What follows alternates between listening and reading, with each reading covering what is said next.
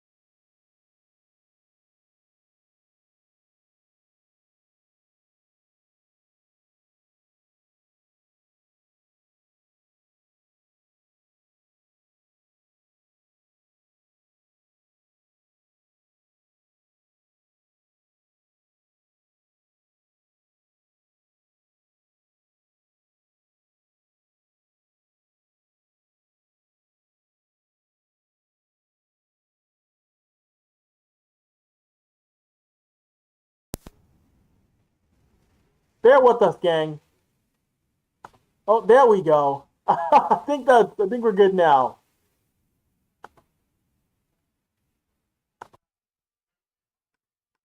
Oh, we were good. Now we're good again. There we go. Hey, there we go. All right. Sort out your tech issues on the fly. That's about what you should do. That's what you got to do as a founder of the Game Over Network. The Edmonton Oilers knock off the Minnesota Wild tonight, 5-3. The first time the Oilers have beaten the Wild in back-to-back games in Minnesota since 2004. Yeah, 2004. Not since the days of Raffi Torres on this roster have the Oilers won back-to-back games against the Wild in Minnesota. That is a stat and a half. That is jarring. That is shocking. As your boy, Avry Lewis-McDougall is here to guide you through another edition of Game Over Edmonton. And another game in which Edmonton did start out slow, but the bounce back from this roster was, the bounce back. You got to give this team credit. Once again, Edmonton finds ways to be resilient, not give up, and a game in which you've got your top guys stepping up once again. You got Connor McDavid. Connor's back. Connor is all the way back. Clearly. And we'll get into him later on. You got points from Zach Hyman, the man in the shield himself. Zach Hyman steps up. He gets a goal. And you got points from Vasily Podkolzin. Podkolzin again steps up. You've got Darnell Nurse driving to the net. You got your top guys doing what your top guys in your roster are supposed to do. And the depth guys chipping in as well too. This was another game in which you got a full effort from a bunch of guys all over this roster here for Edmonton. And full credit to Calvin Pickard. Calvin Pickard in net tonight. A solid game, made some huge saves on guys like Matt Boldy, Marco Rossi, when called upon. And yes, Minnesota led this game 2-0 early. The Wild looked to be cruising. Minnesota had 2 goals on the power play. Edmonton's penalty kill looked out of sorts early. And I was thinking, here we go. This is not good. Like many of us thought when we saw that first period. The start wasn't what they wanted, but Edmonton found a way to bounce back, got things under control. As has been the case for quite some time with the Oilers team now, is that yes, the starts can be iffy, but they'll find a way to sort things out. They'll find a way to bounce back. And again, I know you don't want this team to start on the back foot. That's a big thing, is that you got to find ways to, I admit, consistently come out starting a game strong. Come out pushing early. That's the thing that has to change with the Oilers team, but end of the day, Edmonton finds a way to get 2 points as they charge not only up in the standing in the Pacific Division, but climb again when it comes to points in the league overall. A few more games like this, and Edmonton could be looking at being number 1 overall, not just in their division, not just in the Western Conference, but possibly number one overall in the entire NHL. Now, wouldn't that be a fun thing to say? You know what else is fun? Tapping in to Hyperdrive Hockey. Shift into Hyperdrive and get ready to have some fun with your news source for all the biggest stories in hockey, bringing a unique style of broadcasting and commentary with a Quebecois flair. Hyperdrive Hockey combines top-tier hockey analysis, big stories, pop culture, and a fun atmosphere that will drive debate, make you think, and more. Join Max Van Hoot, Daphne Melbouf, and Kevin Larme every Tuesday and Friday for your fill on the hockey world. Watch on YouTube on the Game Over Network channel, or subscribe to the podcast on Apple, Spotify, or Amazon. And for more, head to our website, thegameovernetwork.com, for more. And in case you missed it, Hyperdrive Hockey, they're back! They dropped their first show of 2025 on the Game Over Network YouTube channel. They're all the way back, so it is fun. Fun to see those guys. Fun to see the crew of Kevin, Daphne, and Max all the way back. And again, if you want to contribute to the show, you want to hop in and get your comments in, your questions, please, hit me up on Twitter or Blue Sky. I know I meant to call out for comments, or hop in the comments here on YouTube. I see Janias is already here with the comments here. Some questions on Calvin Pickard. So we'll get to those comments on picks very soon here. When it comes time to get into overtime, we'll get into that. So it definitely gonna be fun to get into some comments on the YouTube, on Blue Sky, on Twitter, because there was a few. I want to do that a little bit more often, where I get questions from more than just what do we see on YouTube, because multiple platforms, not just YouTube. But getting into the game again, getting into what we saw off the top, the resiliency, and Zach Hyman from Leon Draisaitl, that first goal for the Oilers. And again, you're seeing Zach Hyman's game coming together once again. Zach Hyman gets the bubble. Of course, not what you want to see, but he's finding his game again, his production. Once again, he goes to the net, gets a goal. And Leon Draisaitl, another point for Leon Draisaitl. And again, the case is there for Leon. The Hart Trophy case is there. I saw that graphic from Bar Down that had Draisaitl not even anywhere near the debate for the Hart Trophy. Come on. How are you throwing up a graphic for the Hart Trophy and Leon Draisaitl is not even in your top 5? How is that possible?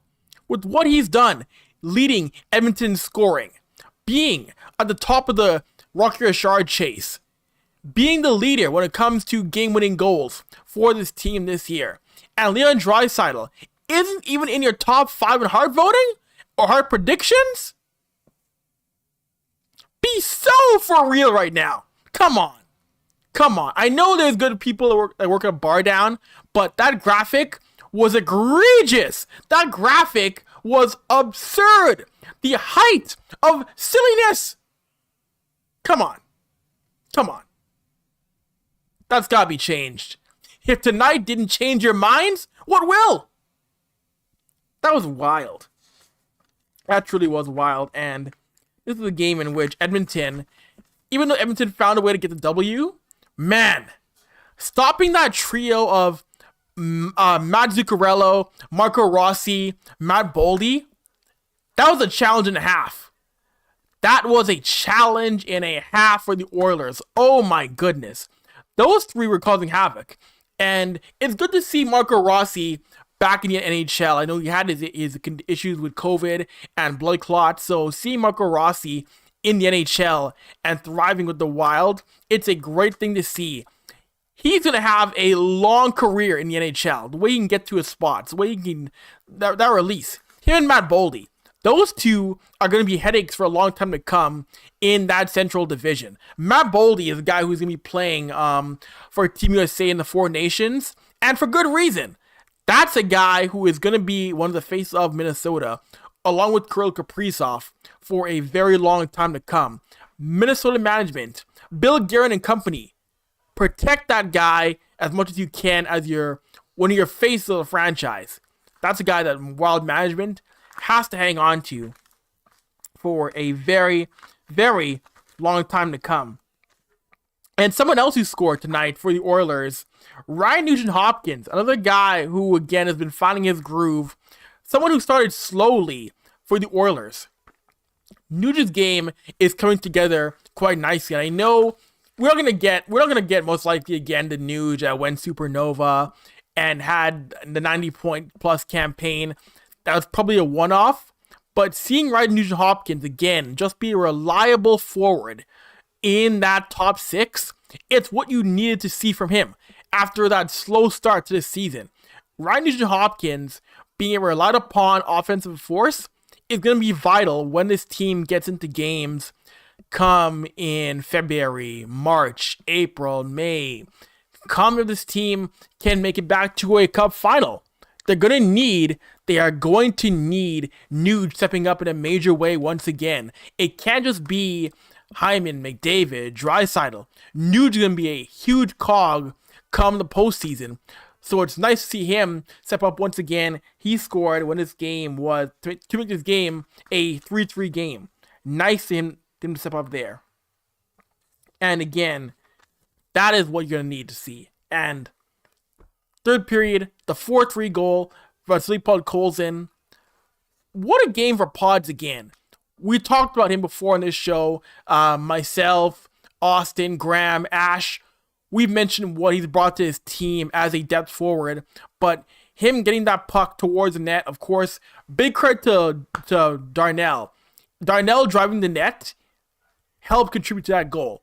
Darnell driving to the net was a big cog in that, but Vasily Podkolzin comes in once again and shows how much of a big cog he is for this roster, helping get the game-winning goal. So, great effort from him. And then McDavid makes it a 5-3 game. McDavid keeps, fires away, and gets his 19th goal of the season. When Connor McDavid is confident, that is a scary player. When Connor McDavid has the confidence in the world to let that puck go, be scared. Be so scared. We saw on the 2-on-1, he opts to keep that puck, and Connor McDavid gets that puck over Gustafsson. Philip Gustafsson, in his mind, probably thinks, you know what? There's no way he can get that by me. There's no way he can get that puck over my shoulder. But you know what Connor said? Surprise! Where there's a will, there's a way. Where there's an opening between you and the net, I, Connor Jaquan McDavid, will find it. True story. True story. Now, the middle name? Not Jaquan, but it should be. Again, he's a magician. Those are the kind of plays that only guys like him have the vision to get the puck in. And also, too, Connor McDavid is one of the few guys with the green light to attempt that shot, to attempt that play. Him and Leon Draisaitl are a few of the guys who have the confidence and can make the kind of a play. And maybe Connor Bedard, maybe a Trevor Zegras when he's healthy, but the list of guys, maybe a Nate McKinnon, yeah, he could do that as well too. List of guys who can do that and who have the green light to do it are so minuscule, so minute in the NHL. But it is so fun to watch, and we're blessed. We're blessed to watch it. We're blessed to see that. It is fun. It truly is. And you know what else is fun? You know what else is enjoyable? You know what else is great to get into? Patreon. Looking for ways to help an upstart media company employing over 30 young journalists and analysts across Canada? if you have a few spare bucks kicking, if you have a few spare bucks kicking around, you can head to our Patreon page at patreon.com/thegameovernetwork. There, you'll find multiple tiers featuring different rewards and goodies to help us grow. And I know you want to see this network grow more and more. There's extra access, exclusive looks, behind the scenes, Discord benefits, merchandise discounts, and opportunities to give us feedback. Let us know what you want to hear and see. And you can join us for special shows live. Yes, live, you the viewer, where you can interact with us as we launch more ways to improve your experience. But hey, if you can't spare a few bucks, we got a free tier on Patreon, so don't miss out. Come, join us. If you want to help us, please make sure to click and like and subscribe on YouTube.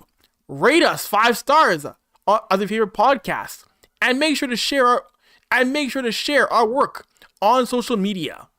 That's patreon.com/thegameovernetwork for tantalizing goodies. Patreon, we got you covered on that. Okay.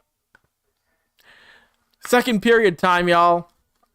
Second period time. And I mentioned how it was the first time the Oilers had won back-to-back games in Minnesota since 2004. So I think it'd be funny. I think it'd be really funny to kind of take a quick look at what that roster was in 2003-2004 with the Edmonton Oilers, because, oh my gosh, it's been a long time since the Oilers got back-to-back wins in Mini, and it is peak recall some guys. It is peak remember some guys on that roster who played on the 03-04 Oilers. That was a team that missed the playoffs by 2 points.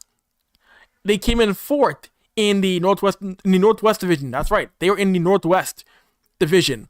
They finished in 9th in the NHL's Western Conference at 89 points. The team went 36, 29, and 12. That's right. Ties were still a thing back then, with 5 overtime losses. Yeah, they missed out on the playoffs that year. Number 8 seed was Nashville. And that team, the 03-04 Oilers team, they were led by Ryan Smith in scoring at 59 points. Oof. Rag Dvorak, second place, 50 points. Mike York, 42 points. I mean, that was the peak lunch pail Oilers. Put your hard hat on, go to work. Wasn't flashy. I mean, you had some flashy guys coming like Alex Hemsky, but man, that Oilers team, 03-04, 59 points, led the way for the Oilers. 59 points of Ryan Smith. Not a 60-point guy in sight. And you did have multiple 20-goal guys. Ryan Smith had 23 goals. Rafi Torres, 20 goals. Itamoro, 20 goals. So yeah, you had 3 20-goal guys. But points? Not that many. In net, you had Ty Conklin, Tommy Salo, Jussi Markkanen, and Steve Valquette, the 4 goalies that played that year. Of course, if you remember, Tommy Salo was dealt at the trade deadline to Colorado. So the year wrapped up with Ty Conklin in net as a starter. Ty Conklin had 17 wins, 14 losses, 4 ties, and a goals against average of 2.42. Jussi Markkanen, 7 games, had a goals against average of 1.83, and Tommy Salo, who is always forever a cult hero in Edmonton. Tommy Salo in this half season had 17 wins, 18 losses, 6 ties, and a goals against average of 2.58. So those are the 3 big guys. Valquette only played one game for the Oilers, but yeah, it was Conklin, Salo, Markkanen, but the bulk of the games were dealt with by Conklin and Salo. But yeah, this was peak lunch pail Oilers. Oh my gosh, seeing guys like Salo, Horkoff, Larocque, Jason Smith, These guys were not winning league awards. We know that. They weren't winning league awards, but there were some cool milestones from the 03-04 Oilers. Rafi Torres played his first game in 03-04. Ryan Smith played his 600th NHL game in 03-04. Tommy Salo got his 200th NHL win this season. And Adam Oates, if you remember, Adam Oates played his final NHL season as an Edmonton Oiler. Yep, that's right. If you forgot, Adam Oates' final NHL game came as an Oiler. And in 03-04, the first ever Heritage Classic took place at Commonwealth. Yep, that was Heritage Classic year. Montreal, Edmonton, Commonwealth Stadium. And baby, it was cold. It was cold that day, that weekend. Oh my gosh. That weekend in 03-04. Ho, ho, ho, ho, ho.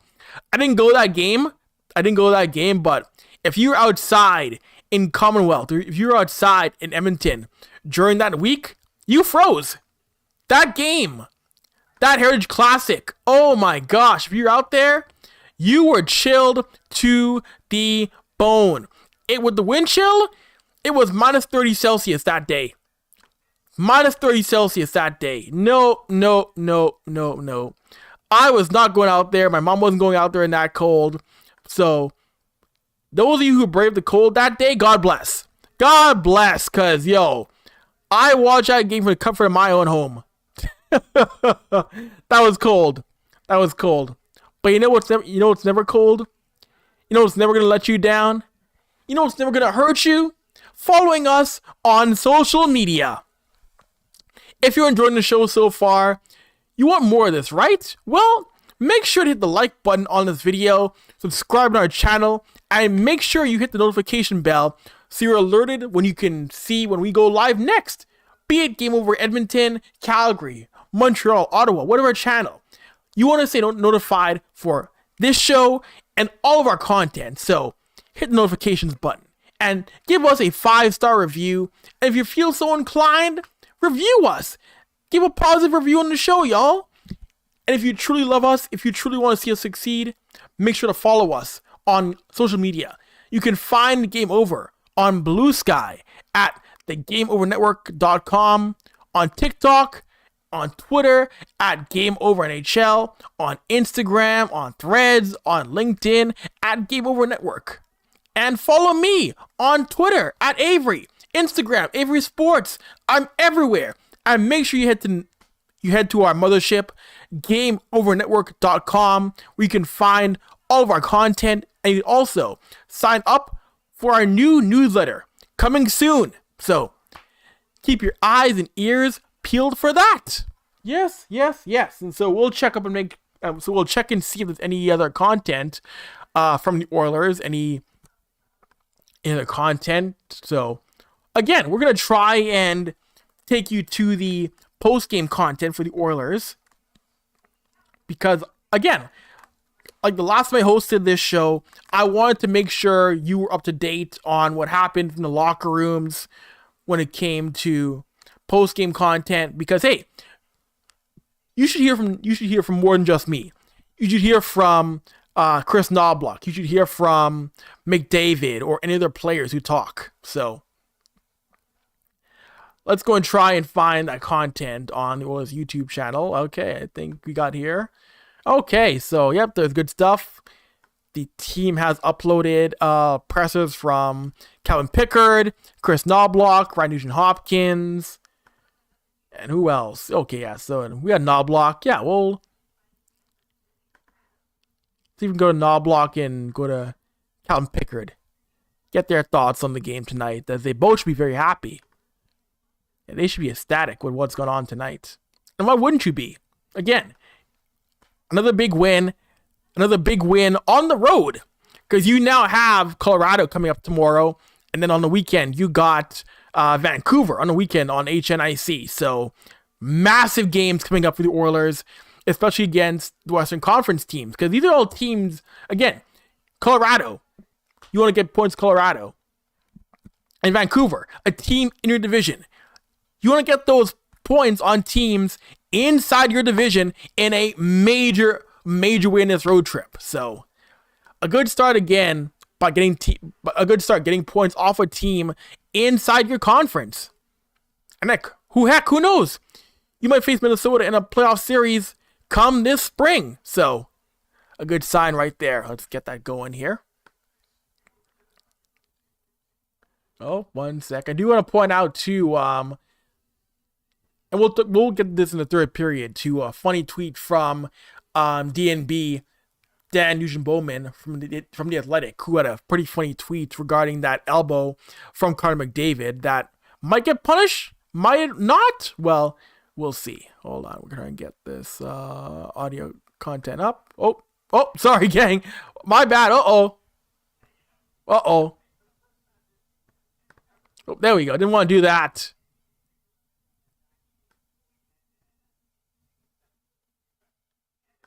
We didn't want to do that. That was my goof right there. Okay, I don't know if can we get it? We're trying to figure this out right now. Again, live. Actually, you know what? Okay, we'll just play the audio. Let's play the audio of it. So, yeah, having some issues here. Just trying to get that audio and video working. Again, live troubleshooting of the audio. Okay, here we go. We got it.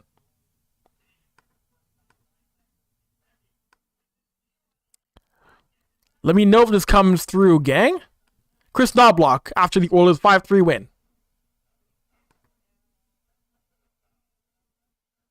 Oh.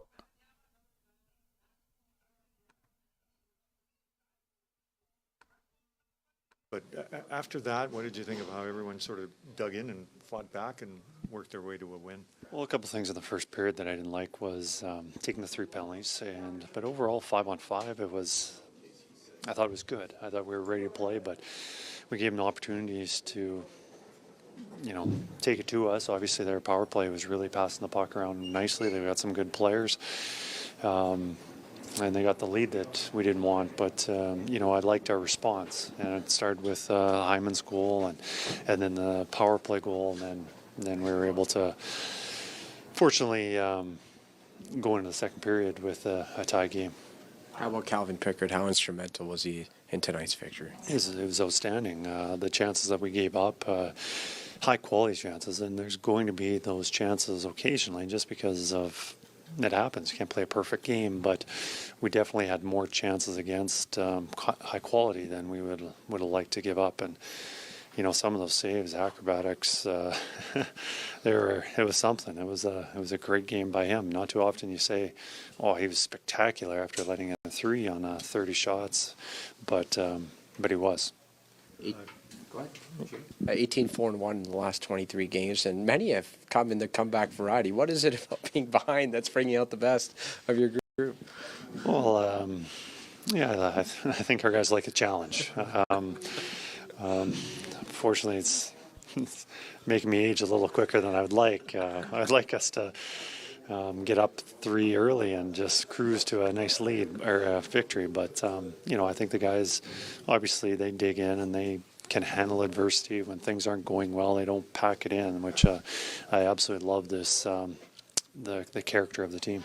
Connor seems to set certain milestones every few games or every couple of weeks. He surpasses Jari Kurri's second highest scoring Oiler in history. Jari Kurri was a heck of a player. What do you think of how Connor continues to sort of work his way into the annals of history for the organization? Well, quite a remarkable feat. For him to go up the scoring list as quickly as he has, and within an organization that has had so many significant players, and but I just I've seen so many remarkable things from him. He's a tremendous player and a great teammate. I said I wouldn't be surprised anymore just because he surprised you so often, over these years. But, it's a nice feat for him, and the guys are very proud of him. What did you like of the trio of Podkolzin, Nugent Hopkins, and Arvidsson once they got put together? They played a really good game. They set up the game-winning goal, and a key goal in the second period where we're down, and Nuggy tips that puck in. Arvidsson made some plays, had some scoring chances, but the three of them played really well together. And it's nice to know that we've got other options when we have to move lines around, that we can rely on those three. All right. Oilers head coach Kris Knoblauch. So I thought it was funny how he mentioned the team starting from behind makes him a little old. Again, as a head coach, you want to see your team start strong. I get that, totally. I get that. Any coach would want to see his team come out of the gate, not playing from behind for once, but high praise for Pickard, high praise for Victor Arvidsson, Podkolzin.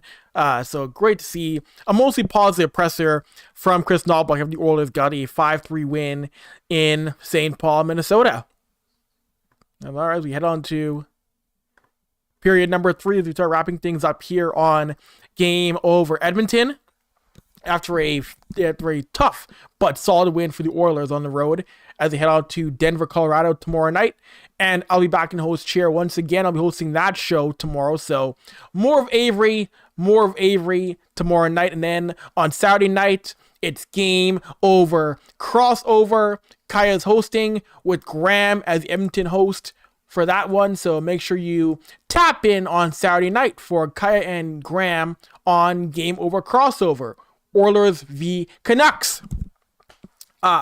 And so I can mention right there, actually we'll get to Connor right now. So one thing I do want to point out, I mentioned Daniel Nugent-Bowman's tweet when it came to the Connor McDavid. I guess inadvertent elbow, which I thought was kind of funny. How Marcus Johansson called the elbow for McDavid, looked inadvertent. And DNB mentioned my guess to that would be a $5,000 fine. A little bit of snark, a little playful jab from DNB in regards to the Adrian Kempe fine for his slew foot on McDavid. So DNB's got jokes. DNB with a funny comment in regards to maybe a McDavid fine, maybe not for the elbow on Johansson tonight, but I thought that was funny. Wanted to bring that up here. So a little cheeky tweet from Oilers beat reporter DNB, Dan Nugent-Bowman, who covers the Oilers for The Athletic. I thought that was funny. Just wanted to point out that little bit of snark from Daniel. But also, as mentioned, as we saw from the question from Tony Brar and a comment from Kris Knoblauch, Connor McDavid is now second all-time in points on Oilers scoring. Only behind Wayne Gretzky, as McDavid passed Jari Kurri tonight. McDavid, second all-time. Second all-time. Only Gretzky has more points than McDavid. Wow. What more can you say? That's wild. That is... Pardon the pun, that's wild. Second all-time to Wayne Gretzky. And you know what? Again, I don't want to say never on the guy. I don't want to say never on Connor McDavid, but don't be surprised if he finds a way to reach Gretzky's mark of most points all time as an Oiler. Now, that would be a ceremony. That would be an event if he gets past That would be an event. If he gets past Gretzky, 3-day parade, celebrations, name Edmonton Connorville for one whole month. Why not? Who would say no? Who would say no, really and truthfully? Oh my goodness. But you know what you can't say no to? You know what you shouldn't say no to, y'all? You shouldn't say no to getting yourself some Game Over merchandise. No. Indulge. Treat yourself. Treat yourself to some Game Over merch. Oh boy, it's one of our longer shows of the season with me. I know you want a beanie. I know you want to get yourself a t-shirt, a mug. Why not? This is the kind of stuff that you want to wear to support local sports media. What better way to show your support for something you love than by wearing it as merchandise. What way is better? Truly, you tell me. Is there a better way? I can't think of one. Game Over's apparel line has dropped with 3 unique designs. Whether you feel nostalgic pull or of our retro skater design, want to make a statement with our established design, want to wear your love for goalies proudly with our live and die by the goalie design, or you just need another tea or coffee to get you through the winter? We got you covered. Designed by Brady Chalice from Game Over Winnipeg. Use the QR code on stream now and take a look through our apparel store and help us rebuild local sports media in Canada while repping your community. That's right, yours, your community. Yes. All right. Let's wrap this show up. We got a little bit of time left. Overtime, y'all. We are deep into overtime. Woo. All right. Your questions, your comments. Let's see what you got. First up, our boy, Brian Baston, out in Nashville, Predators reporter. Of course, Brian, being the Nashville man, asked me, what do I think about Mattias Ekholm so far? What do I think about Mattias Ekholm? One thumb up. 2 thumbs up. If I had a third Brian, I'd give Mattias a third thumb. He has been one of the more stable D-men for the Oilers over the past few seasons here. He's helped out Evan Bouchard's game quite a bit, and Bouchard has rubbed off on Ekholm as well too. Mattias has been one of the more stable presences, strong skater, and every so often he's shown that, hey, he can have a little bit of an offensive flair to his game, even though, yes, his game is more about killing zone entries, being strong along the wall. Mattias has shown, hey, when he gets into the play, he can score. He's got an OT winner already. He scored overtime for this team, so I'm beyond happy to see Ekholm be that stable presence on the back end, whose game has helped Evan Bouchard, and has been, again, a guy you want to see on your back end come a tough playoff series against anybody in the league, against a Vancouver, against LA, against Vegas. Ekholm has been that guy you can rely upon to make the smart play in his own end, night in, night out. So, fun to see our boy Brian tapping in with a question. Very fun. Another question here came in from Sid Vicious at _Juan on Twitter. There we go. Asking me, when did Minnie get Matt Zuccarello? Yeah, he's been there for a while now, actually. He's been there for a little bit now, and it's funny because you might think of him still as a member of the Rangers, but no, he's been there for a few seasons now in Minnesota, been a key cog for the Wild. But yeah, it's easy to forget that, yeah, he's no longer a Ranger. But he's been very effective, so let's go back and just double check as to when he did leave New York. Because yeah, if you weren't paying attention, if you forgot about that, it was easy to miss his time with the Wild. And he's probably one of my favorite players. I love when a guy like Matt Zuccarello comes out of Norway and makes himself a stable presence in the league. Again, it's a country you can overlook for NHL talent, but no, he's been thriving so far in many. Yeah. I forgot about his short stint with Dallas. Yeah, I forgot about that. 2018-2019, he played 2 games with the Stars. He had 2 games in Dallas. I forgot about that little stint there. But yeah, he's been with Minnesota since 2019-2020, and he's had consistent 20-goal campaigns for the Wild. He's been putting up 60, 70-point campaigns in many. He's been a cog with the Wild for a while. And now it's his 6th season in Minnesota. He's played almost as long in Minnesota as he has in New York. Where is time going?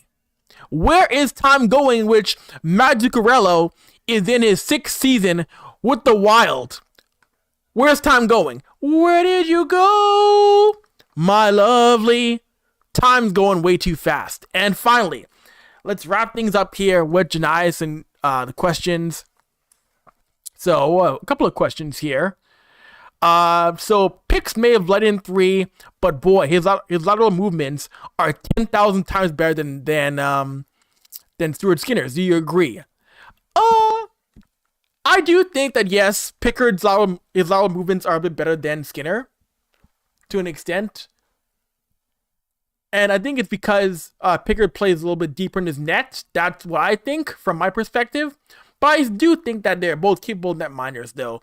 That is a little bit of an edge that you can give to Pickard over Stuart Skinner. Stu's size. Stu has more size over Pickard, so that's one a big thing that Skinner has over Pickard. But no, the movement, I agree. It's a little better than Skinner. But hey, it's not bad to have a backup that can get Kris. It isn't a bad thing to have a backup that can get post to post like that. That's a great sign. So I agree with that aspect. I do agree with that part of his game. So, and one more comment here. Yes. So Giants also asked, is that me that I see in the locker room post game? Yes, that is me. That is me in the locker room at home games. So yeah, for those who don't know, I'm sure there's some who still don't know. Yes, I'm accredited. I have credentials to cover the Oilers for the hockey news. So at home games, I'm in the room at the bulk of home games. You might see me in the background, not as much this year, but yeah, last year it was a thing where I was in the room and you would see me beside a player, behind the player, because one thing, we're trying to find room around the players. So a little bit of insight. When we're talking to a player post game, we make a horseshoe around their locker to get to a player or to talk to a player to give them room. We make a horseshoe, and the space usually goes older guys in the front, usually, depending on how things go and depending on how the players are. But yeah, every so often you'll see me around a player. But yeah, that is me. I have credentials. I'm in the room for most of the home games. But yes, I'm there. I'm there in the room post game. Anyways, let's wrap things up here. I've said too much. I've talked too much. You want to go to bed? Anyways, I'm Avry. Like always, follow us here on Game Over on YouTube, on Twitter, Blue Sky, Instagram, TikTok, all other apps. We'll talk again tomorrow. Oilers, Avalanche in Denver. Have a good night. We're out of here. Peace. We can find the outro.